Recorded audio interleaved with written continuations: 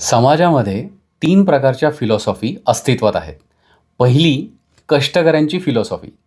खूप सारे कष्ट करा, खूप थोडा पगार घ्या, त्या पगारावरती टॅक्स भरा, मग महिन्याभराचा खर्च आणि बिलं चुकती करा. त्यानंतर EMI भरा आणि जर का पैसे उरलेच तर त्यामधून आपलं सेव्हिंग्ज करा. दुसरी फिलॉसॉफी ही कष्टकऱ्यांच्या मालकांची. दुसऱ्याच्या पैशातून बिझनेस सुरू करा. त्या बिझनेसमध्ये कष्टकऱ्यांना कामाला जुंपा. कमी पैशामध्ये खूप जास्त उत्पादन करा. ते खूप जास्त उत्पादन खूप जास्त पैशांना विका. झालेल्या नफ्यामधून दुसरा बिझनेस चालू करा आणि टॅक्स चुकवण्याकरता NGO सुरू करा. तिसरी आणि या सगळ्यांच्या राजाची फिलॉसॉफी.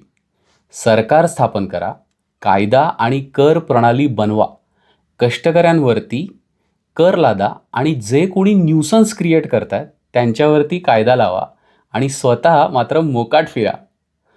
तुमची फिलॉसॉफी काय? जस्ट एक थॉट.